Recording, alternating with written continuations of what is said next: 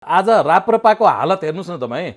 आज एउटा लिम्बूको छोरा एउटा संगठन मजबुत गरेर ऊ अध्यक्ष बनिदिँदा उसलाई पहिलाको अध्यक्षले नमान्ने। भारत पनि लोकतान्त्रिक गणतान्त्रिक देश होइन र? भारतमा केन्द्रमा कुनै पनि परिस्थितिमा भारतीय जनता पार्टी र भारतीय कांग्रेस मिलेर सरकार बनाउँछ? तपाईँ सोच्न सक्नुहुन्छ? दुईटा मात्रै सिट जितौँला, भोलि मेरो शक्ति मेरो क्षमता त त्यहाँबाट देखिन्छ नि। होइन म सबै मिलेर जाँदाखेरि त मैले 10 वटा सिट जित्छु, भोलि जनतालाई त मूर्ख बनाउने काम भयो नि त। केका लागि भइरहेछ त डाक्टर साहब? सबै सत्ता र पैसाको लागि, अरू केही पनि होइन। सत्ता पद पैसाको लागि, अरू केही पनि होइन। स्थानीय निकायदेखि लिएर तपाईँको प्रदेशदेखि लिएर सङ्घसम्म प्रवेशद्वारको नाममा, भ्यू टावरको नाममा करोडौँ कमिसनको लागि तपाईँको त्यस्तो कामहरू गरिरहेछ। के एउटा अस्पताल बनाउन सक्दैन? त्यो तुइनलाई हटाएर एउटा झोलुङ्गे पुल बनाउन सक्दैन त्यो पैसाको? तपाईँले भ्यू टावरबाट देखाउने के नेपालको गरिबी देखाउने र कसलाई देखाउने हो? राजेन्द्र लिङ्गदेनज्यूमा त्यो सम्भावना चाहिँ छ र उहाँले बोकेको मुद्दा उहाँले स्थापित गराउन सक्नुहुन्छ भन्ने जुन दिन जनतालाई लाग्छ, जनताले उहाँलाई पनि सहयोग गर्नुहुन्छ। जबसम्म मूल्यमान्यता बोकेको मान्छेहरूलाई तपाईँले स्थानीय निकायमा ल्याउनुहुन्न, पढे लेखेका निष्पक्ष निस्वार्थ व्यक्तिलाई ल्याउनुहुन्न, तबसम्म जनताले यो भोग्नै पर्छ र भोगिरहेछौँ हामी। मूल्यमान्यता बोकेको व्यक्ति जबसम्म आउँदैन राजनीतिकमा, जबसम्म यस्ता चरित्र भएको मूल्य मान्यता विहीन मान्छेहरू जबसम्म राजनीतिकमा हुन्छ, तपाईँले राजनीतिकलाई सुधार्न सक्नुहुन्न। माओवादी यदि काङ्ग्रेससँग मिलेर सरकार बनाउन सक्छ, जसको आइडियोलोजी मिल्दैन, उहाँहरू यति त्रसित हुनुहुन्छ एउटा पार्टीसँग, एकजना व्यक्तिसँग कि हामी सब एक ठाउँमा मिलौँ नत्र हामीलाई हराइदिन्छ, फलानुले हामीलाई हराइदिन्छ, फलानुले हामीलाई खाइदिन्छ। भने चाहिँ तपाईँ कुन किसिमको राजनीति गर्नुहुन्छ कि तपाईँ एउटा व्यक्ति र एउटा पार्टीसँग डराएर सिद्धान्तै नमिल्ने पार्टीहरू एक ठाउँमा आएर लड्ने? तपाईँ यति विधि पार्टी के को लागि? साना साना टुक्रा जहिले पनि यो टुक्रिने, जहिले पनि जुट्ने, के को लागि भनेपछि त्यही सत्ता र पैसाको लागि, पदको लागि होइन। केन्द्रका नेता कोही 2-4 जना यताबाट उता जाँदैमा सबभन्दा अवस्था नाजुक त एमालेको हुनुपर्ने होइन र? त्यहाँबाट त प्रचण्ड पनि गए, माधव नेपाल पनि गए, त्यस्ता टाउकोहरू कतिजना गए। दर्शकवृन्द नमस्कार, चुरो कुरोमा तपाईँलाई हार्दिक स्वागत छ। हामी चुरो कुरोमा निरन्तर नजिकिदो स्थानीय निर्वाचनमा केन्द्रित भएर संवाद गर्दैछौँ र स्थानीय निर्वाचन वैशाख 30 गते हुनै लाग्दा दलहरूका गठबन्धनले एकपटक फेरि जगत हँसाएका छन्। कम्युनिस्ट र काङ्ग्रेस, त्यसपछि आएर एमाले र कमल थापा, मधेस केन्द्रित दल लोकतान्त्रिक समाजवादी पार्टी काहीँ एमालेसँग मिलेको पनि देखिन्छ, तर घोषित रूपमा उसले चाहिँ देशव्यापी रूपमा गठबन्धनको घोषणा गरेको देखिँदैन। दलहरूले गठबन्धन गरी चुनाव लड्नुपर्ने बाध्यता के छ? साँच्चीकै दल छुट्टा छुट्टै हुन् भने दलहरू आफू एक्लै चुनाव लड्न किन सक्दैनन्?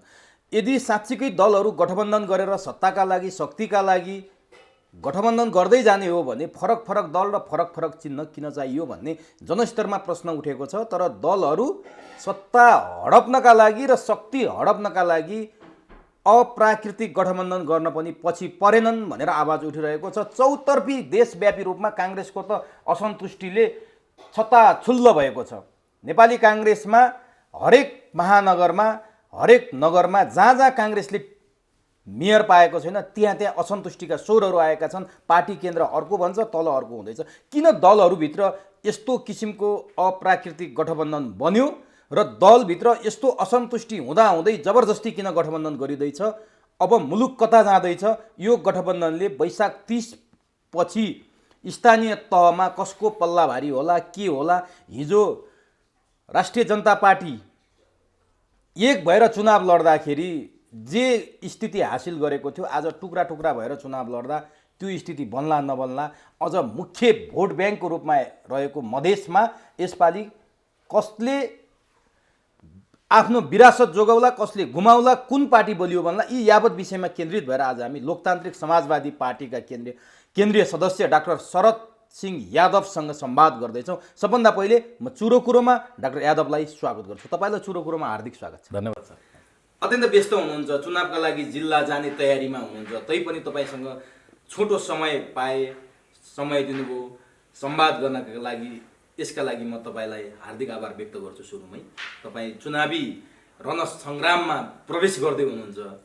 चुनावी माहौल बनाउँदै के छ लोकतान्त्रिक समाजवादीको खासै अरू पार्टीको जस्तो चर्चा परिचर्चा पनि देखिँदैन के गर्दै हुनुहुन्छ भित्रभित्रै अथवा तपाईँहरूको शक्ति नभएर हो तपाईँहरू सार्वजनिक रूपमा अरू पार्टी जसरी एग्रेसिभ भएर आइरहेका छन् तपाईँहरू त्यस्तो देखिनु भएको छैन के छ तयारी यहाँबाट सुरु गरेँ एकदमै तपाईँसहित चुरो कुरोको टिमलाई धेरै धेरै धन्यवाद अब यो चुनाव लागिसकेको अवस्था माहौल तातिसकेको अवस्था जुन तपाईँले पृष्ठभूमिमै धेरै कुराहरू बताइसक्नुभयो करिब करिब धेरै कुराहरूलाई छोइसक्नुभयो र हामी बाहिर कहीँ देखिएका छैनौँ अथवा कतै हाम्रो हलचल छैन भन्ने कुरा चाहिँ अलिअलि सही पनि हो किनभने हामी चाहिँ जनतामा हलचल पैदा गरिसकेका छौँ हाम्रो जुन उपस्थिति सबै जिल्लामा 22टा जिल्लामा खास गरेर मधेसमा र सम्पूर्ण देशभित्र जुन लोकतान्त्रिक समाजवादी पार्टीको एउटा शक्ति छ र हाम्रो जुन एउटा सङ्गठन छ त्यहाँभित्र बसेर हामी साधारण कार्यकर्तादेखि लिएर हाम्रा उच्च तहका नेताहरू सबैजना काम गर्दै हुनुहुन्छ र यसपालिको चुनावमा जुन क्रियाकलापहरू सुरु भएको छ सिद्धान्त नमिल्ने विधान नमिल्ने कुनै कुरा नमिल्ने पार्टीहरू चुनाव जित्नको लागि मात्रै साम दाम दण्ड भेद भन्छ हाम्रो त्यो सबै अपनाएर जसरी पनि चुनाव जित्ने जुन ध्येय छ उहाँहरूको यो चाहिँ एउटा एकदमै विडम्बनाको रूपमा हामीले लिएका छौँ र यसको आम जनमानसमा जब तपाईँ ग्रासरुटमा जानुहुन्छ आम जनतासँग जानुहुन्छ त्यहाँको पार्टीगत मान्छेहरूसँग भेट्नुहुन्छ उहाँहरूमा एकदमै यसप्रति रोष छ र जुन चाहिँ बाहिर अहिले देखिरहेछ जुन यो गठबन्धनको नाममा जुन तपाईँको सुरु भएको छ क्रियाकलाप उहाँहरूकै पार्टीभित्र यति ठुलो विद्रोह छ यो चाहिँ बुझ्न लायकको कुरा चाहिँ उहाँहरूले किन बुझिराख्नु भएको छैन यो चाहिँ एकदमै अचम्मको कुरा छ तर तपाईँले अरूप्रति प्रश्न उठाउनु भयो गठबन्धनलाई अप्राकृतिक भन्ने संज्ञा नै हो त्यो एकदम खासमा भन्दा ठ्याक्कै शब्दमा भन्दा वीरगञ्ज महानगरपालिकामा तपाईँहरू पनि एमालेसँग गठबन्धन गर्नुभएको छ एमाले र लोसपाको सिद्धान्त कहाँनिर मिल्छ त्यहाँ असन्तुष्टि तपाईँहरूको पार्टीभित्र पनि छ भन्ने समाचार सार्वजनिक भइसक्यो उपमेयर पाएर एमालेलाई मेयरमा सहयोग गर्ने तपाईँहरूले सम्झौता सहमति गर्नुभएको छ आफूमाथि पनि त उठ्ला नि प्रश्न एकदमै सही हो यो मैले समग्र रूपमा सबै पार्टीकै बारेमा अल्याउन खोजेको कुरा हो खास अब यसमा के छ भने जहाँसम्म तपाईँले वीरगञ्जको कुरा गर्दै हुनुहुन्छ वीरगञ्जको वस्तुस्थिति अरूभन्दा फरक छ त्यहाँको जुन पहिलाको जनप्रतिनिधिहरूको पार्टी जुन परिवर्तन गरेर एउटा पार्टीबाट अर्को पार्टीमा जाने कुरा भएको छ र त्यहाँ केही असन्तुष्टि उठेको छ जुन हाम्रो केन्द्रबाट के छ भने कुनै किसिमको गठबन्धन गर्ने अहिलेसम्मको निर्णय छैन आजसम्मको निर्णय छैन यदि निर्णय भएको भए यो मिडियादेखि लिएर तपाईँ सम्पूर्ण पत्रकार साथीहरूलाई यो कुरा थाहा हुन्थ्यो व्यक्तिगत रूपमा कसैको इच्छा आकाङ्क्षालाई कहीँ घात पुगेको छ भने त्यहाँ अलिकति विरोधको स्वर चाहिँ उठ्ने नै हो लोकतान्त्रिक परिपाटीमा यो कुराहरू चुनाव आउँदाखेरि यो देखिन्छ नै तर हाम्रो पार्टीमा तपाईँले भने जस्तो केही पनि छैन होइन अब तपाईँहरू 22 जिल्लामा हुनुहुन्छ नेपाली काङ्ग्रेस 77 जिल्लामा छ एमाले माओवादी 77 जिल्लामा छ ठुलो पार्टीको ठुलो असन्तुष्टि आउनु र सानो तपाईँहरू 22 जिल्लामा मात्रै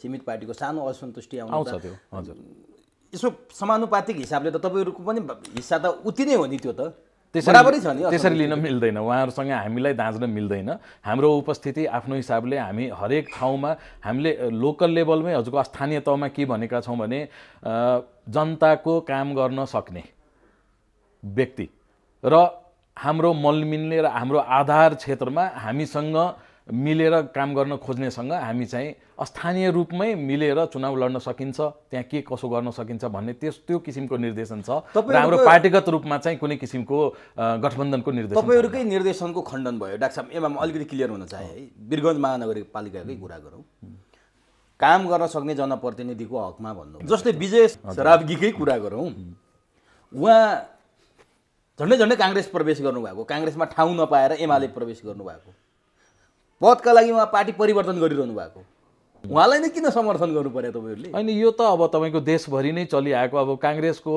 हालत हेर्नुभयो भने माओवादीको नेकपा एमालेको र समाजवादीको र जसपाको हालत हेर्नुभयो भने जहाँ तहाँ तपाईँको भागाभाग छ हाम्रोमा त्यस्तो कहीँ पनि छैन हाम्रो एकजना कहीँ पार्टी परिवर्तन गरेर गएको देखाइदिनुहोस् कहीँ पनि छैन त्यस्तो त्यही भएर यो चाहिँ मेन लक्ष्य चाहिँ उहाँहरूतिर हुन्छ कहीँ एकाध ठाउँमा हुन्छ भने त्यसलाई हामीले सच्याउने कोसिस गर्छौँ र मिलेर कसरी जनताको काम गर्न सकिन्छ कोसँग मिलेर जाँदा त्यहाँ चाहिँ विकासको काम हुन्छ जनताको काम हुन्छ भन्नेतिर लाग्नेमा हाम्रो ध्येय हुन्छ अब बाँकी 21वटाको कुरा गरौँ है वीरगञ्जको त सक्यो 21वटामा तपाईँहरू एक्लै लड्नुहुन्छ गाउँपालिका नगरपालिका एकदमै हामी एक्लै नै लड्दैछौँ। जहाँसम्म विगतमा हाम्रो राजपाको सवालमा हामी पछिल्लो पटक 25वटा अध्यक्षमा जितेका थियौँ, 32वटा उपाध्यक्ष थियो, 340वटा वडा जितेका थियौँ। त्यो त एउटा पार्टी हुँदा उपस्थित होइन। हामी अहिले पनि शक्तिको हिसाबले त्योभन्दा राष्ट्रिय जनता पार्टीको भन्दा शक्तिको रूपमा हामी अझै माथि पुगेको छौँ। अब यो पार्टी मिल्ने र फुट्ने कुरा आफ्नो ठाउँमा थियो।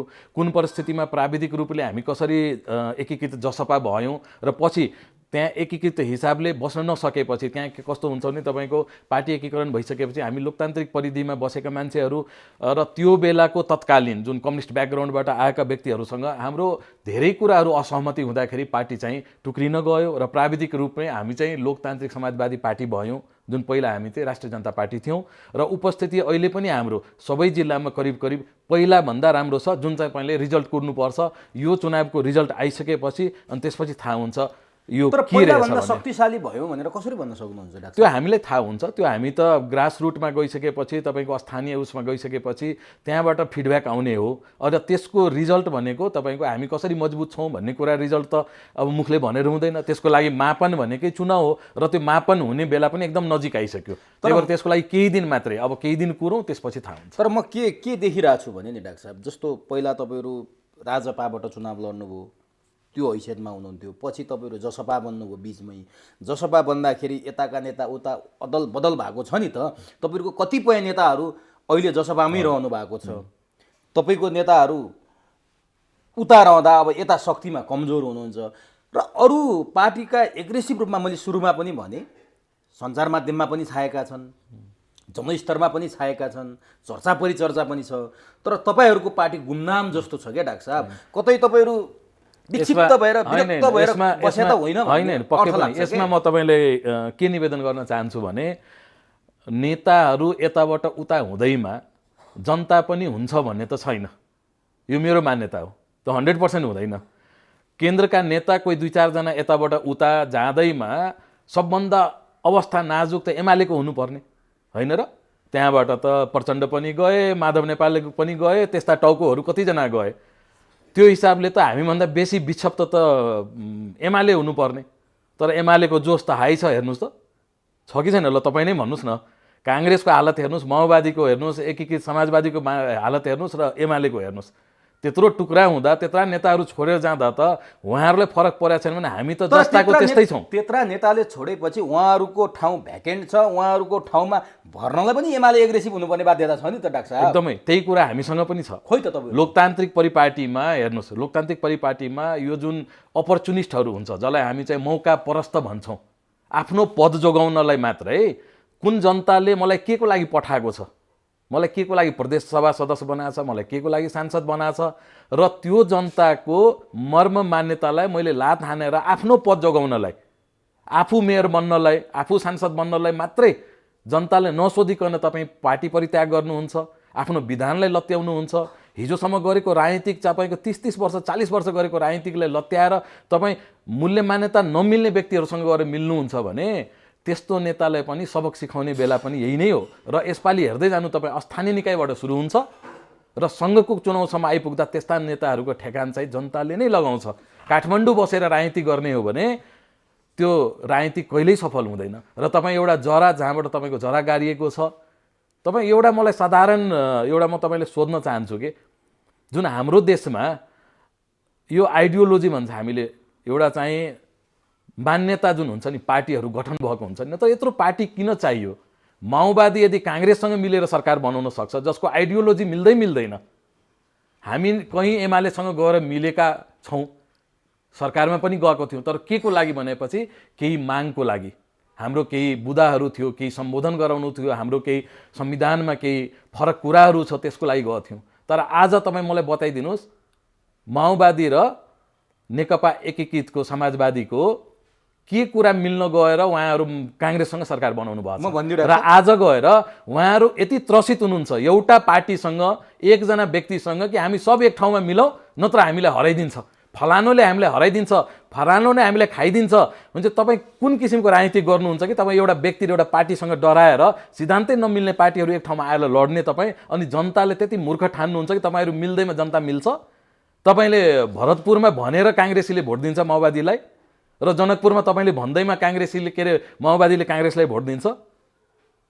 यसको उत्तर नि डाक्टर साहब, 62-63 को आन्दोलनपछि जुन जुन उपलब्धि छ, सङ्घीय लोकतान्त्रिक गणतन्त्र धर्मनिरपेक्षतासहित कयौँ मान्छेले शहादत प्राप्त गरेर ल्याएको, उहाँहरूको भाषामा, मेरो भाषा होइन है डाक्टर साहब, त्यो चाहिँ ओलीले सबै कुरा चाहिँ ओलीले खाइदिन लाए, खारेज गरिदिन लाए, प्रतिगामी हुन लाए, प्रतिगमनतर्फ जान लाए। ओली यो सम्पूर्ण व्यवस्थामाथि प्रहार गर्न लाए। त्यसकारण यसलाई जोगाउनको लागि विशेष अवस्थामा कहिलेकाहीँ चमत्कारिक पनि गर्नुपर्छ नि डाक्टर साहब। सबै कुरा सिद्धान्त, सबै कुरा निष्ठासँग हेर्दाखेरि कतिपय उपलब्धि गुमाउनु पर्ने बाध्यता पनि त आउन सक्छ। त्यस्तो अप्ठ्यारो परिस्थितिमा मिलेको यो सधैँका लागि होइन भनेर भनिरहेछन्। यसलाई चाहिँ के भन्नुहुन्छ? यो एकदमै तपाईँको व्यक्तिवादी सोच हाबी भएको कुराहरू हो। आफू कसरी जोगिने, आफ्नो राजनीतिक जीवनलाई कसरी जोगाउने, जनतामा उपस्थित हुन नसक्ने, सानो सानो टुक्रा गरेर पार्टी चलाउने र परेको बेला जोसँग हिजो युद्ध लड्या थियो, जोसँग केही मिलेकै थिएन, जसले जसको टाउको मूल्य तोक्या थियो, जसले जसलाई सिधाइदिन्छु भनेको थियो, उहाँहरू एक ठाउँमा आएर जनताले तपाईँले के सन्देश दिनुहुन्छ, तपाईँले दिएको म्यानिफेस्टो, तपाईँले दिएको प्रतिबद्धता जनतामा आज गएर काङ्ग्रेस र माओवादीको प्रतिबद्धता एक ठाउँमा आएर तपाईँले एउटै एजेन्डा, एउटै चुनावी घोषणापत्र बनाएर दिनुहोस् न। तपाईँले म त सानो एउटा उदाहरण मात्रै सोध्छु, ल मलाई भन्नुहोस् न, भारत पनि लोकतान्त्रिक गणतान्त्रिक देश होइन र? भारतमा केन्द्रमा कुनै पनि परिस्थितिमा भारतीय जनता पार्टी र भारतीय काङ्ग्रेस मिलेर सरकार बनाउँछ? तपाईँ सोच्न सक्नुहुन्छ? अहिलेसम्म मैले थाहा पाएको छैन होइन। भनेपछि त्यो त एउटा सिद्धान्तको राजनीति गर्ने हो नि त पार्टीहरूले। भनेपछि हामी कहाँ जोसँग पनि मिल्न सक्छ भने यत्रो पार्टी र यत्रो नाटक गरेर किन बस्नु नि? हामी त एउटा मूल्य मान्यतामा बसेको दल हो। राजनीति शास्त्रको एउटा अन्तर्राष्ट्रिय विश्वव्यापी मान्यता छ नि, राजनीतिमा कोही शत्रु पनि हुँदैन, कोही मित्र पनि होइन। यो हेर्नुहोस्, यसलाई के भनिन्छ भने आफू अनुकूल व्याख्या गर्ने यो कुरा हो। म यसरी लिन्छु कि आइडियोलोजी भनेको एउटा आइडियोलोजी, सिद्धान्त भनेको सिद्धान्त नै हुनुपर्छ। आज राप्रपाको हालत हेर्नुहोस् न तपाईँ। आज एउटा लिम्बूको छोरा एउटा सङ्गठन मजबुत गरेर ऊ अध्यक्ष बनिदिँदा उसलाई पहिलाको अध्यक्षले नमान्ने, अनि पार्टी एउटा सानै भपरी फुटाएर जाने र केही नमिलेका व्यक्तिसँग मिलेर बस्ने भने चाहिँ यो देशको नेता, यो देशको राजनीति गर्ने व्यक्तिहरूको सोच चाहिँ कति खराब रहेछ कि मलाई ल भनिदिनुहोस् न। आज एउटा लिम्बूको छोरा राप्रपाको हुँदाखेरि भोलि उसको उदय हुनसक्छ, भोलि उसको एजेन्डा नेपालमा स्थापित हुनसक्छ। तपाईँले रोक्न सक्नुहुन्छ त? जाने भनेको जनतामै हो। तपाईँको एजेन्डालाई तपाईँले प्रस्तुत गर्ने, म 2टा मात्रै सिट जितौँला, भोलि मेरो शक्ति, मेरो क्षमता त त्यहाँबाट देखिन्छ नि। होइन म सबै मिलेर जाँदाखेरि त मैले 10वटा सिट जित्छु, भोलि जनतालाई त मूर्ख बनाउने काम भयो नि त। केका लागि भइरहेछ त डाक्टर साहब? सबै सत्ता र पैसाको लागि, अरू केही पनि होइन। सत्ता पद पैसाको लागि, अरू केही पनि होइन। तपाईँहरू यसबाट अछुतो हुनुहुन्छ? होइन, हामी अछुतो छैनौँ। मैले कहाँ त्यो भरेछ? एउटा प्रश्न नि डाक्टर साहब, तर गलत भइरहेछ। गलतलाई गलत भन्न सक्नुपर्छ जस्तो नि डाक्टर साहब। तपाईँहरू यो 62-63 पछि यता नै आउने हो भने तपाईँहरू पटक पटक फरक फरक नामले परिचित हुनुहुन्छ। एकदम नामै कति पटक फेर्नु तपाईँहरूको पार्टी एकताका नाममा, टुक्रिने नाममा। र तपाईँहरू पनि, मैले व्यक्तिगत रूपमा डाक्टर साहबलाई भनिरहेको छु, तपाईँहरूले जहाँ जहाँ बसेर पार्टीको काम गर्नुभयो ती नामधारी पार्टीहरू एमालेसँग पनि सत्तामा गएका छन्, काङ्ग्रेससँग पनि सत्तामा गएका छन्, माओवादीसँग पनि सत्तामा गएका छन्, हिजो सूर्यबहादुर र लोकेन्द्रबहादुर प्रधानमन्त्री हुँदा पनि सत्तामा गएका छन्। इतिहासदेखि हेर्दै आउने हो भने तपाईँहरू पनि त एउटा अस्थिरताको जड हुनुभयो नि त डाक्टर साहब। एकदमै। अब यसलाई त्यहाँ पनि एकदमै म यसलाई यसरी प्रश्न गरिदिन्छु, तपाईँले हेर्नुहोस् है त। हामी एउटा सानो शक्तिको रूपमा यो देशमा राजनीति गर्ने एउटा शक्ति हो, जहिले पनि सक्रिय हुनुहुन्छ सानो शक्तिको रूपमा। हो।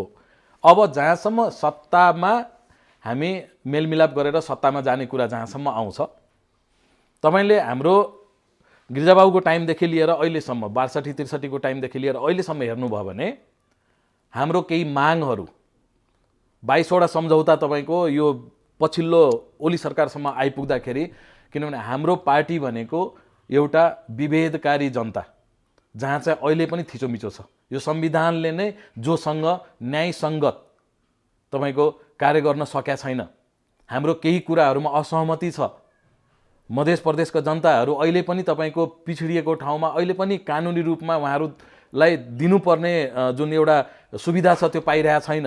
त्यही भएर हामी चाहिँ एउटा मुद्दा बोकेर हिँडेको पार्टी हो।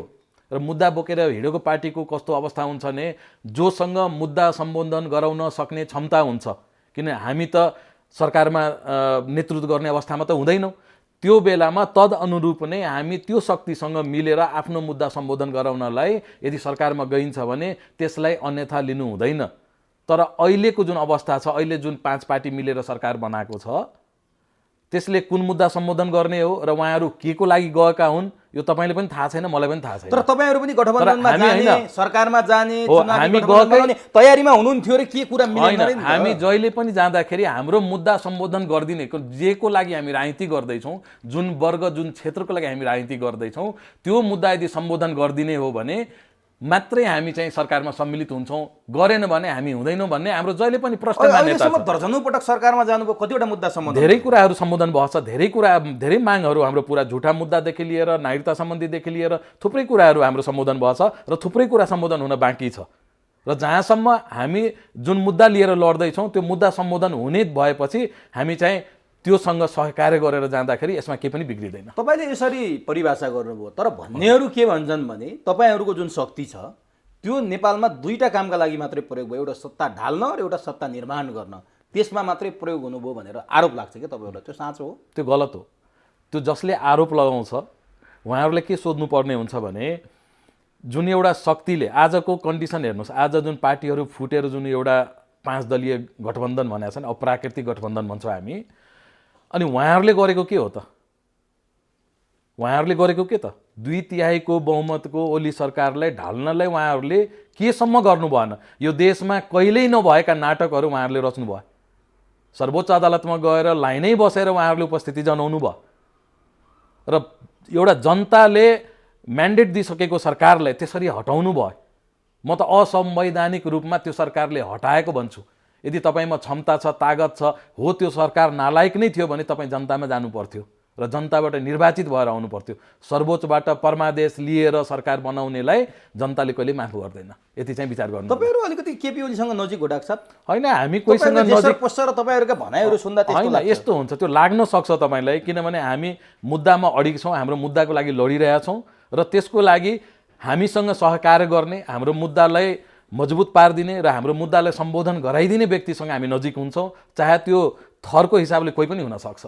तपाईँले लाग्न सक्छ हामी केपी ओलीसँग नजिक छौँ, तर त्यो गलत हो।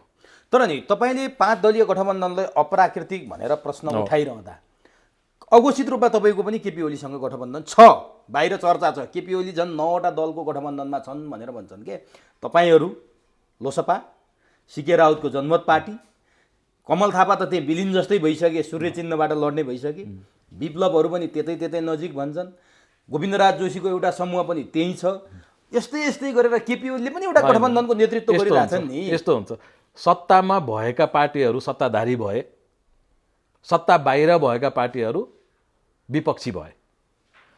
तदनुरूप नै लोकतान्त्रिक परिपाटीमा के हुन्छ तपाईँको, विपक्षमा बसेकाहरूको सिट एकै ठाउँमा हुन्छ। तपाईँले संसदमा हेर्नुभयो भने विपक्षीहरू एकै ठाउँमा बसेको हुन्छ र विपक्षीहरूमा सत्ताको बारेमा धेरै कुराहरू भइराखेको हुन्छ। त्यो अप्राकृतिक हुँदैन? विपक्षीहरूको गठबन्धन होइन, त्यसरी गठबन्धनै भन्न मिलेन नि त। हामी एक ठाउँमा बस्नु नै तपाईँको अप्राकृतिक कसरी भयो त? होइन, जहाँसम्म हाम्रो तालमेलको कुरा छ, तपाईँले कहीँ कतैबाट मलाई त्यो जसरी उहाँहरूको तालमेल भयो हामीले गरेको देखाइदिनु न। नजिक हुनु, प्रजातान्त्रिक मूल्य मान्यतामा कुरा गर्नु, भेट्नु, त्यो आफ्नो ठाउँमा छ। हामी त सत्ताधारीसँग पनि नजिक छौँ नि। हिजो कुनै समयमा तपाईँलाई थाहा नै छ मधेसप्रति सबैभन्दा बढी आक्रोश व्यक्त गर्ने केपी ओली हो।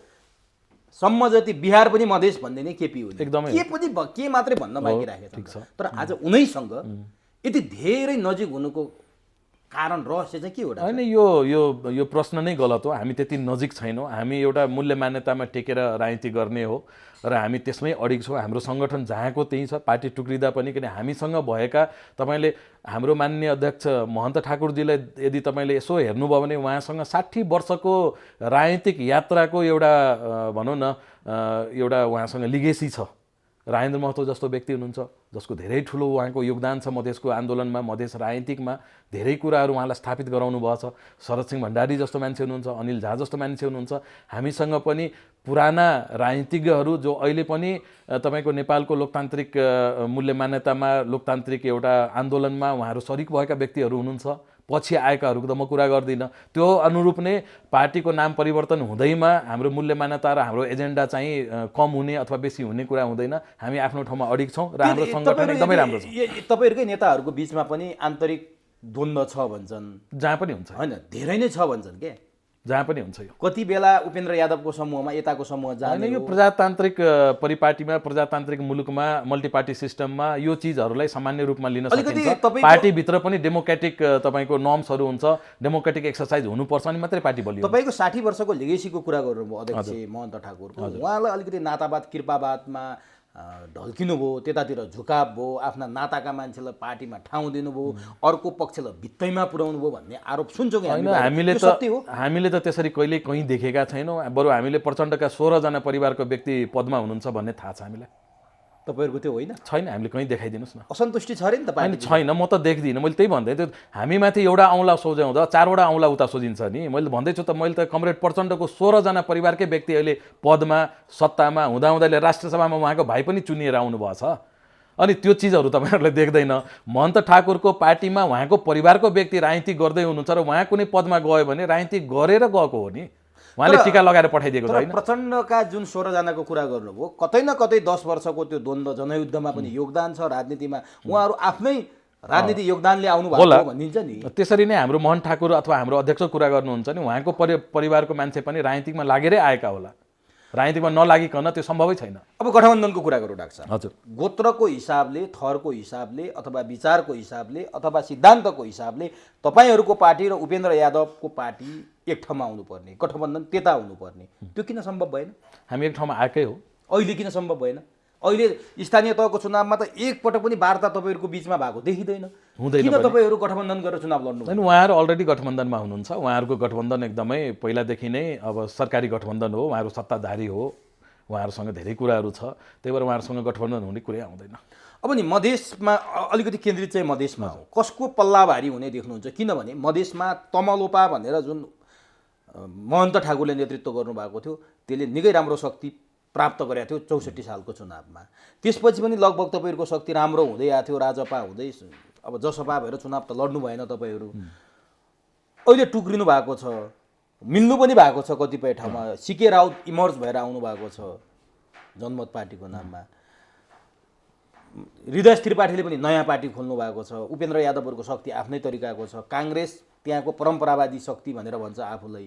एमाले पनि यसपालि एग्रेसिभ रूपमा अगाडि गएको छ।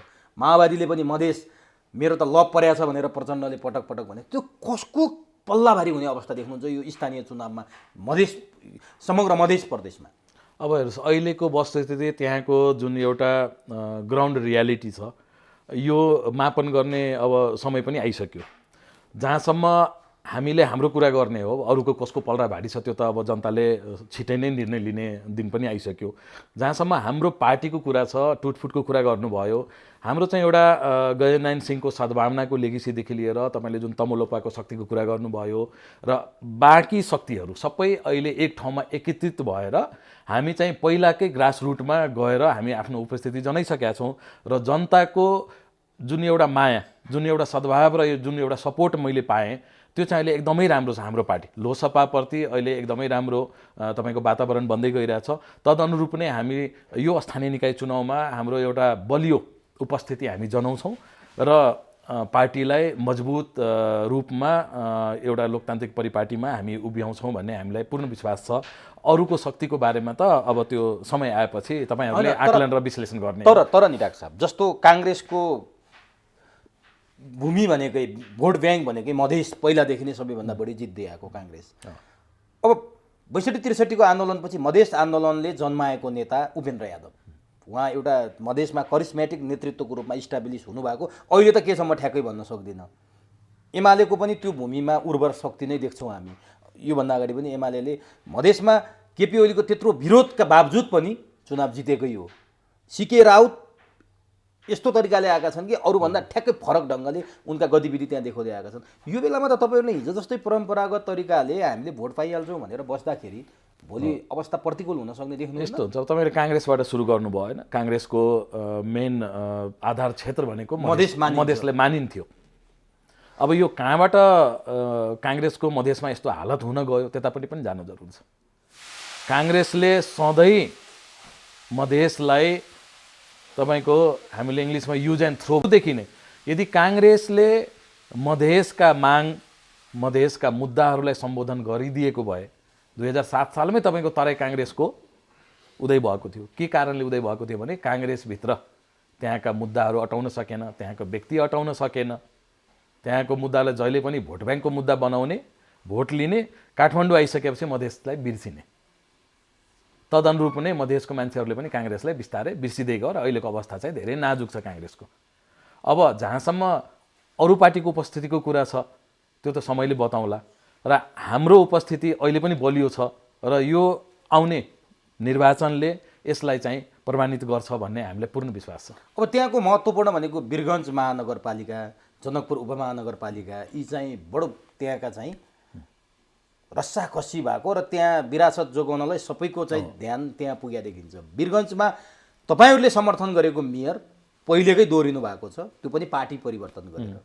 जनकपुरमा काङ्ग्रेसका विमलेन्द्र निधिले आफ्नो आधार क्षेत्र मान्थे, तर त्यहाँ चाहिँ काङ्ग्रेसले मेयर नपाइसकेपछि त्यहाँ काङ्ग्रेसको बडो असन्तुष्टि देखिएको छ। समग्र तराईमा काङ्ग्रेसको त देशव्यापी रूपमै असन्तुष्टि देखिएको छ। यी दुईटा महानगर उपमहानगर वीरगञ्ज र जनकपुरमा चाहिँ कसको पल्ला भारी हुन्छ, त्यो त्यो त्यो सिल्ड कसले जित्ने देख्नुहुन्छ? एकदम यसमा अब हेर्नुहोस्, राजनीतिक गर्ने नेतृत्वहरूले, नेतृत्वका जुन शीर्ष नेतृत्व भन्छौँ हामी होइन, उहाँहरूले यही जनभावना चाहिँ बुझ्न सक्नुपर्छ कि तपाईँले वीरगञ्ज र जनकपुरको कुरा उठाउनु भयो, विराटनगरकै कुरा होला, नेपालगञ्जकै कुरा होला होइन।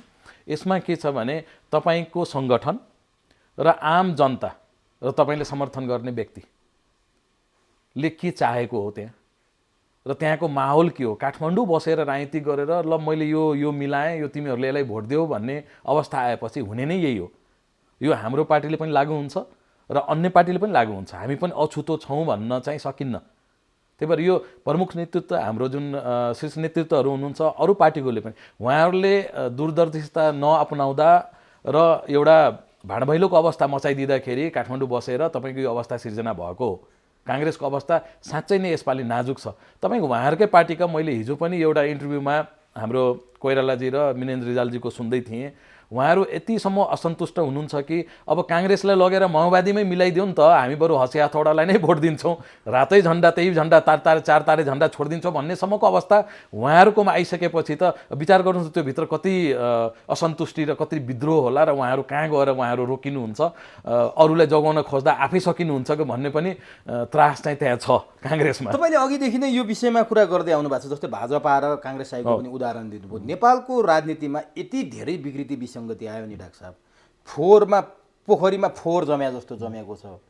यसको निकास के हुनसक्छ डाक्टर साहब? जस्तो नि राजनीति त बडो विकृत भयो क्या, जोसँग मिल्दै पनि भयो, जोसँग फुट्दै पनि भयो, जसले जे गरे पनि भयो। यस्तो भएपछि अस्थिरता हुन्छ, समृद्धि र सुखी नेपाली त सम्भव पनि हुँदैन। यसको निकास चाहिँ के हुनसक्छ? के भयो भने ठ्याक्क देशमा विकास पनि हुन्छ, निकास पनि हुन्छ, समृद्ध पनि हुन्छ, सुखी नेपाली पनि हुन्छ। डाक्टर एकदम राजनीति के हुनुपर्छ? एकदमै अब हेर्नुहोस्, यसमा एउटा कुरा प्रश्न के छ भने जुन परिपाटीमा अहिले हाम्रो देश चलिरहेछ र देशको आर्थिक अवस्थादेखि लिएर हरेक चिज नाजुक हुँदै गइरहेछ, मान्छेले आकलन गर्न थालेछ।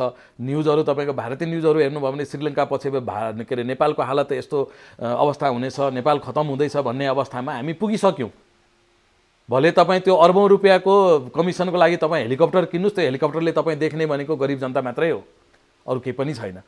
जहाँसम्म राजनीतिकमा विकृति र जुन यो मोलतोल तपाईँको भागभण्डाको कुरा छ, पद र पैसाको कुरा छ, यो कुराहरू नेताजीहरूबाट जबसम्म तपाईँको छोडिँदैन यो कुराहरूतिर, आफ्नो एउटा एजेन्डाले मात्रै समातेर जबसम्म अगाडि बढ्दैन तबसम्म त यो दुर्दशा तपाईँको अझै हुँदै जाने हो। अब यसलाई तपाईँले भारतको हामीले उदाहरण अघि प्रस्तुत गऱ्यौँ होइन। यहाँ के छ भने अब चाहिँ जनताले नै एउटा मूल्य मान्यता भएको व्यक्तिलाई नै जिताउनु पर्ने हुन्छ। तपाईँको जनताले जबसम्म यो कुराहरूबाट जनताले जबसम्म आफूलाई माथि उठेर पार्टीगत हिसाबले अलिकति व्यक्तिहरूको राम्रो चुनाव गर्दैन तबसम्म अहिले हेर्नु त तपाईँको गाउँपालिकाहरूमा करोडौँ खर्च गर्न मान्छेहरू तयार छ, अर्बौँको भ्रष्टाचार भएको छ त्यहाँ। र त्यो मान्छेहरू जो जितेर 5 वर्ष खाइपाइ आएको छ उसले त थाहा पाइसकेको छ यहाँ के छ भनेर, मरिहत्ते गरेछ। जुन पार्टीले उसलाई टिकट दिएछ त्यो 5 वर्ष उसले बिताइसक्यो, अब अर्को पार्टीमा गएर फेरि लड्न तयार छ।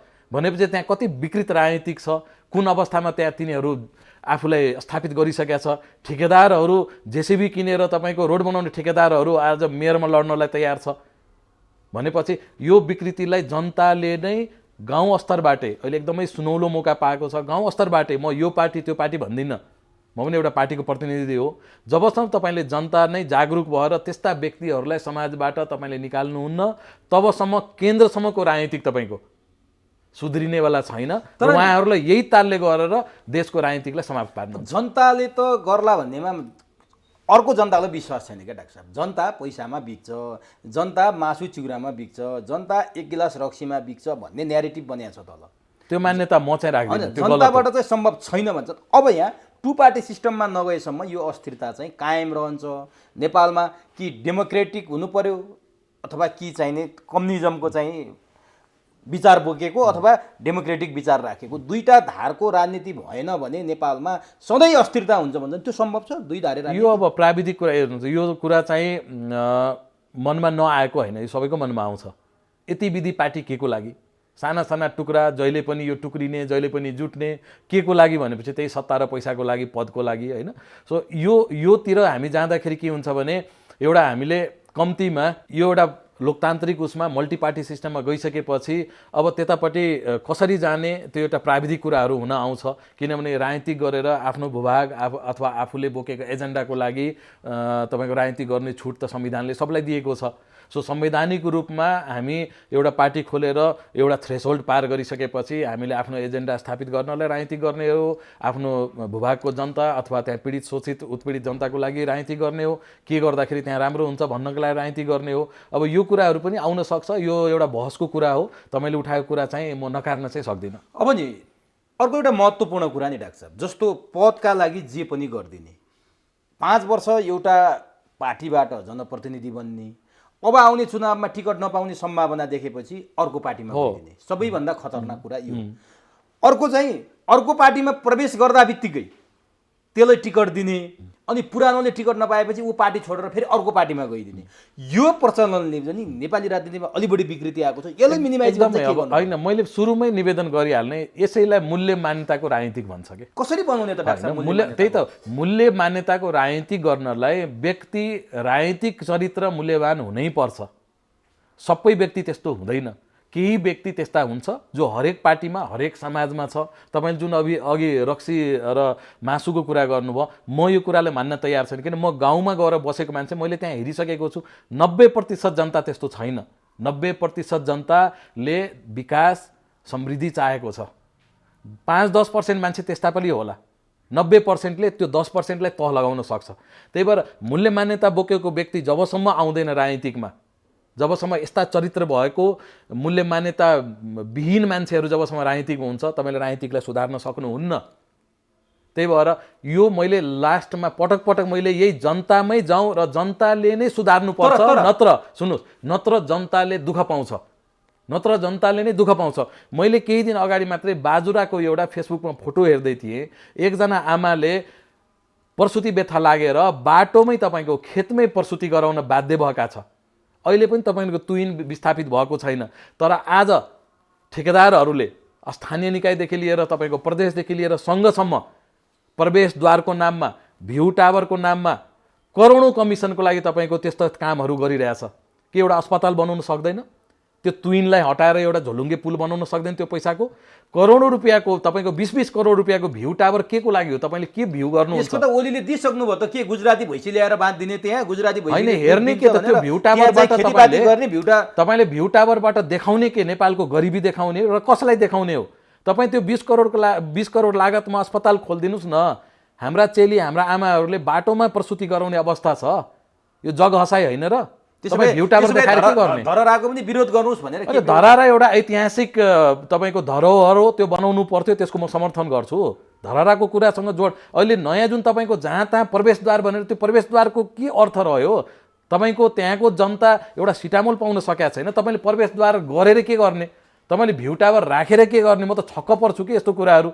त्यो के को लागि भने त्यहाँको प्रतिनिधिहरूले कमिसन पाउने, त्यहाँ 20% 30% कमिसन लिएर त्यो बनाउने हो। 1 करोडको छ भने उसले 30 लाख कमाउन पायो, तर हस्पिटल बनाउँदा त उसले पाउँदैन। त्यहाँ हो। जबसम्म मूल्य मान्यता बोकेको मान्छेहरूलाई तपाईँले स्थानीय निकायमा ल्याउनुहुन्न, पढे लेखेका निष्पक्ष निस्वार्थ व्यक्तिलाई ल्याउनुहुन्न, तबसम्म जनताले यो भोग्नै पर्छ र भोगिरहेछौँ हामी। अब भोग्नै पर्छ। यो नि डाक्टर साहब, तपाईँले विश्वास गर्नु भएन, मान्नु भएन यो ट्वाकमा बिक्छन् भन्ने कुरामा अथवा मासु चिउरामा। मैले भने 10% जनताहरू, ठिक छ, मात्र 10%। तर म त्यो पनि भन्दैन। अर्को एउटा कुरा त विश्वास मान्नुहुन्छ नि, नेपाली राजनीति मनी मसल र माफियाको कब्जामा छ भन्ने विश्वास मान्नुहुन्छ? यो विश्वभरिकै मान्यता हो। तर पूर्व राष्ट्रपति, नेपालकै पहिलो राष्ट्रपति डाक्टर रामवरण यादवको हिजो कान्तिपुरमा एउटा अन्तर्वार्ता आयो, डाक्टर साहबले पनि हेर्नुभयो होला। नेपालको राजनीतिमा मसल मनी र माफिया हाबी भए, अब चाहिँ सामान्य मान्छेले राजनीति गर्न सक्ने अवस्था भएन, करोडौँ पैसा खर्च गर्नुपर्ने भयो। डाक्टर शशाङ्क कोइरालाले 6 करोड खर्च गरेको त आफैले बोले। यस्तो स्थिति छ, पूर्व राष्ट्रपतिले नै यो विषयमा चिन्ता गर्नु। एकदमै सही हो। जगमा के छ, बेसमा के होला डाक्टर साहब?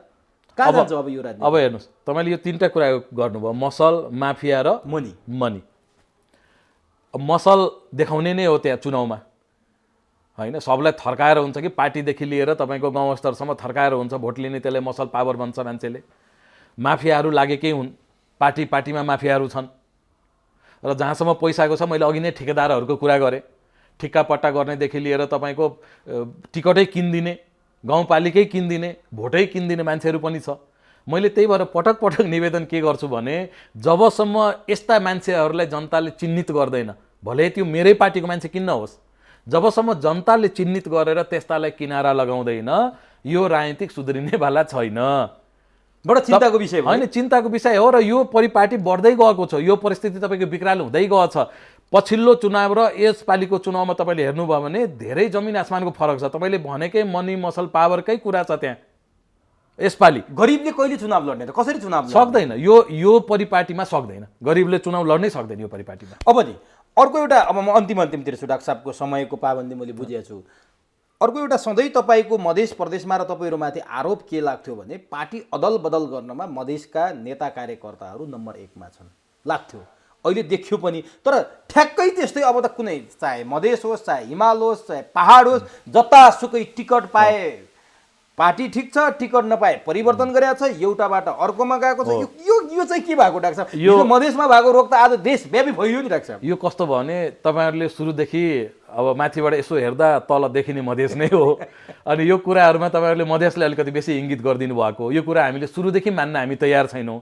म इक्जाम्पलै दिएर तपाईँले देखाइदिन सक्छु कि यो रोग चाहिँ तपाईँको हामीभन्दा बेसी अन्त छ। म यो हिमाल पहाड तराईको कुरा गर्दिनँ, किनभने यसमा चाहिँ एउटा हाम्रो भावना जोडिएको हुन्छ, होइन? यो व्यक्तिले गरेको गल्ती चाहिँ देशमाथि थुपर्नु हुँदैन। र यसमा जो व्यक्तिहरू त्यस्ता राजनीतिक चरित्रका छन्, जस्तो हामीले व्यक्तिगत मेरै कुरा गर्नुहुन्छ भने, हामी गजेन्द्र सिंहको लिगेसी बोकेको सद्भावनादेखि सुरु गरेको राजनीतिक हो। म आजसम्म त्यही लिगेसीमा बसिरहेको छु र सम्भवतः भोलि पनि त्यही लिगेसीमा बस्छु। जहाँसम्म अलबदल गर्ने मान्छेहरूको कुरा आउँछ, जुन मान्छे 20 वर्ष एउटा पार्टीमा बसेर त्यो पार्टीलाई न्याय गर्न सकेन भने, त्यो अर्को पार्टीमा गएर त्यहाँको अध्यक्ष र त्यो पार्टीले न्याय गरिदिला भन्ने छ, विश्वास चाहिँ गर्नु हुँदैन त्यो पार्टीको अध्यक्षले। त्यही भएर यो चाहिँ क्षणिक राजनीति गर्ने, मूल्य मान्यताको राजनीति नगर्ने, आफ्नो लागि, आफ्नो परिवारको लागि, आफ्नो पद र पैसाको राजनीति गर्ने व्यक्तिहरूको लागि यो मान्यता हो। र उहाँहरूलाई तदनुरूप नै आफ्नो राजनीतिक चलाउन म सल्लाह दिन्छु। र जो मूल्य मान्यताको राजनीति गर्नुहुन्छ, जसमा सिद्धान्त छ, त्यो व्यक्तिहरू तपाईँले सबै पार्टीमा अहिले हेर्नुभयो भने जति टुक्रा भए पनि त्यो व्यक्ति चाहिँ आफ्नो सिद्धान्त छोड्दैन, आफ्नो पार्टी छोड्दैन। सानै टुक्रामा भए पनि फेरि उठेर उ लड्न तयार हुन्छ। राजनीतिक भनेको त्यस्तोलाई भन्छ। यो मैले मौका देख्ने बित्तिकै यताबाट उता, उताबाट उता जानेले राजनीतिक चाहिँ भन्दिनँ म। त्यो राजनीतिक जीव पनि होइन, त्यो अराजनीतिक व्यक्ति हो। त्यो भनौँ न राजनीतिको नाममा व्यापार गर्ने व्यक्तिहरू हो। तर सधैँ एकै ठाउँमा बसेर पनि त सम्भव हुँदैन। अलिकति डाइनामिक पनि हुन पर्यो, अलिकति टेस्ट फरक पनि लिन पर्यो। सधैँभरि एउटैमा बसेर पनि त त्यो अलि राम्रो नदेखिन्छ। तपाईँमा क्षमता छ, तपाईँमा एजेन्डा छ, तपाईँको सिद्धान्त बलियो छ, तपाईँले सक्नुहुन्छ भने एउटा सानो पार्टीलाई 2वटा सिटबाट तपाईँले 50वटा सिटमा पुर्याउन सक्नुहुन्छ। बिजेपीको उदाहरण छ, एकदमै सिट मात्रै जितेको बिजेपी। आज भारतमा यदि तपाईँले 2वटा मात्रै संसदमा सिट छ, यस्तो पार्टीमा के बस्नु भनेको भए आज त्यो पार्टी 10 वर्षदेखि कन्टिन्यू सरकारमा छ र एक छत्र राज गरिरहेछ। त्यही भएर राजनीतिकमा यसरी आत्तिएर सानो समयको लागि राजनीतिक हुँदैन। तपाईँमा क्षमता हुनुपर्छ, जनतासँग भिजेको हुनुपर्छ, जनताको मर्म मूल्य मान्यतामा तपाईँ चाहिँ सँगै बस्नुपर्ने हुन्छ र त्यो एजेन्डालाई तपाईँले उठाइराख्नुपर्छ। एक न एक दिन तपाईँ र तपाईँको पार्टी स्थापित भएरै छाड्छ। आत्तिएर केही समयको लागि मैले पद पाइनँ, मबाट केही हुने भएन भनेपछि मलाई कसैले केही गरेन भनेर पार्टी बदलिने हो भने त्यो मान्छे चेन्ज हुँदा हुँदै त्यो मान्छे नै रहँदैन, राजनीतिक जीवन उसको समाप्त हुन्छ जस्तो लाग्छ मलाई। अब नि डाक्टर साहब, अन्तिम राजनीतिक दलका घोषणापत्रहरू छ्यापछ्याप्ती आउन थाले, के मात्रै बाँकी छ र स्पेसमा जाने समेत कुरा भए, मङ्गल ग्रहमा जाने कुरा पनि भए, गाई भैँसीले सुत्केरी भत्ता दिने कुरा पनि भए, मोनोरेल र मेट्रो रेलका पानी जहाजका केही पनि बाँकी छैनन्। तपाईँहरूको घोषणापत्र सार्वजनिक भयो? हाम्रो यस्तो छैन। हामी ग्राउन्डमा एउटा जनतामा गर्न सक्ने कामको मात्रै बाचा गरेका छौँ। जुन सुशासनको कुरा छ, भ्रष्टाचार मुक्त तपाईँको स्थानीय निकायको कुरा छ र स्थानीय निकायमा भएका समस्याहरू तपाईँको शिक्षादेखि स्वास्थ्यदेखि लिएर सडकको सञ्जालदेखि लिएर जुन हामीबाट र स्थानीय सरकारले गर्न सक्ने काम हो त्यति मात्रै हाम्रो घोषणापत्रमा छ। हामी न स्पेसमा जाने कुरा गर्छौँ। वर्षेनी किन यसरी जनतालाई आश्वासन? अब त हाँस्न थाले कि मान्छे। यो त कस्तो छ भने यो त अब एउटा प्रोसेस हो। हेर्नुहोस्, यो तपाईँको एउटा चुनावमा गइसकेपछि घोषणापत्र र तपाईँले प्रतिबद्धता पत्र भनौँ, हामी चाहिँ प्रतिबद्धता पत्र चाहिँ लिएरै जानुपर्ने हुन्छ।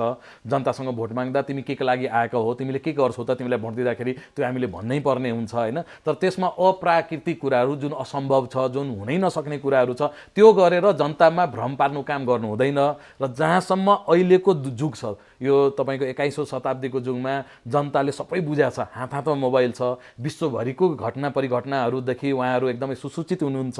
उहाँले तपाईँले म स्पेसमा लगिदिन्छु अथवा यो गरिदिन्छु त्यो गरिदिन्छु यो कुराहरू मान्छे सुत्केरी हुन नसकेर बाटोमा महिलाले सुत्केरी गराइरहेको छ। अथवा गाई भैँसीको कुरा गरेर साध्य छैन हो, त्यसको पनि एउटा पाटो होला। त्यसलाई कसरी व्यवस्थित गर्न सकिन्छ? कृषि प्रधान देश हो, यसमा तपाईँको पशुपालनको एउटा छुट्टै महत्त्व छ, कृषिको छुट्टै महत्त्व छ। सम्भव जति किन लेख्दैनौ, असम्भव कुरा किन लेख्छौ? त्यो जनतालाई दिग्भ्रमित गर्नलाई तर जनता अब त्यस्तो छैन। जनताले केलाएर अनि जनतासँग सरोकार राख्ने व्यक्ति जो सहीमा भ्रष्टाचार मुक्त समाजको निर्माण गर्न आफूलाई कटिबद्ध मान्दो रहेछ, त्यस्तो व्यक्तिलाई नै यसपालि जनताले हेर्दै जानु होला। तपाईँले भनेको कुराहरू, धेरै कुराहरू त्यहाँ जनताले केलाइसकेका छन् र त्यस्तै व्यक्तिलाई जनताले यसपालि चुनावमा जिताएर अनि आफ्नो स्थानीय निकायले मजबुत, भ्रष्टाचार मुक्त र मात्र विकासको लागि तपाईँले यसपालि भोट दिन्छ जस्तो। अब नि पहिलाभन्दा अलिकति सिनारियो फरक के छ भने राष्ट्रिय प्रजातन्त्र पार्टी यो हिसाबले यो एग्रेसिभ भएर आएको थिएन। सामान्य रूपमा आउँथ्यो राष्ट्रिय प्रजातन्त्र पार्टी। अहिले राजेन्द्र लिङ्गदेनको नेतृत्वमा आइसकेपछि मेचीदेखि महाकाली, हिमालदेखि तराईसम्म हेर्दाखेरि राष्ट्रिय प्रजातन्त्र पार्टीको त्यो मान्छेको प्रवेशको लहर, उमङ्ग, उत्साह, उल्लास अलिक फरक देखिएको छ। यसले आउने नतिजा के फरक पार्छ र राजेन्द्र लिङ्गदेनको यो जुन किसिमको खटाई छ, जुन किसिमको प्रतिबद्धता छ, यसलाई चाहिँ तपाईँले कसरी? यो एकदमै राम्रो तपाईँको प्रश्न हो। अब भलै म फरक पार्टीको एउटा कार्यकर्ता हो, तर देशमा घटित घटनाहरू, राजनीतिक रूपमा जुन घटनाहरू उदय भइरहेछ, जुन व्यक्तिहरू उदय भइरहेछ, उहाँको बारेमा पनि विश्लेषण गर्नु हाम्रो कर्तव्य आउँछ र सही कुरा चाहिँ हामीले भनिदिनुपर्छ। चाहे त्यो जुनसुकै राजनीतिक पार्टीको शक्ति होस् अथवा अध्यक्ष होस्, उहाँको विचारधारा जुन मैले पहिले पनि तपाईँले निवेदन गरेँ, जुन मान्छे मूल्य मान्यतामा टिकेका व्यक्ति हुन्छ, जसले राजनीति गर्छ र एउटा आफ्नो धार समातेर राजनीति गर्छ, त्यो मान्छेको उदय सम्भव हुन्छ राजनीतिकमा र उसलाई बिस्तारै भए पनि, ढिलै भए पनि व्यक्तिले चिन्दै जान्छ। तदनुरूप नै मेरो एउटा व्यक्तिगत धारणा के छ भने राजेन्द्र लिङ्गदेनज्यूमा त्यो सम्भावना चाहिँ छ र उहाँले बोकेको मुद्दा उहाँले स्थापित गराउन सक्नुहुन्छ भन्ने जुन दिन जनतालाई लाग्छ, जनताले उहाँलाई पनि सहयोग गर्नुहुन्छ र उहाँ चाहिँ राजनीतिकमा सफल हुने दिन पनि आउन सक्छ भन्ने मलाई व्यक्तिगत रूपमा लाग्छ।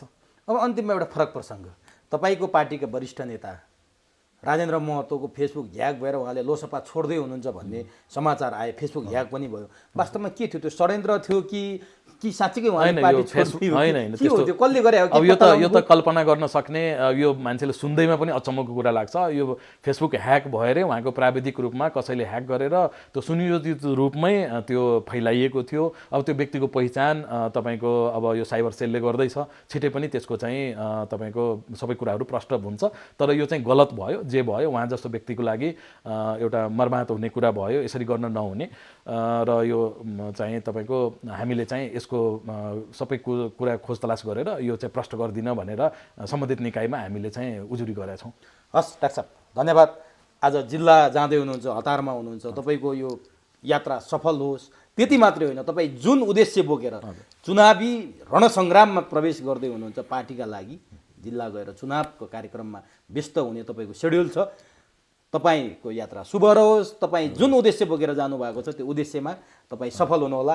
हस्, समय र सम्वादका लागि चुरुकुरो टिमको सहित तपाईँ सबैजनाले मेरो एकदमै धन्यवाद र तपाईँको सौहार्दपूर्ण एउटा सद्भावको लागि पनि धेरै धेरै धन्यवाद।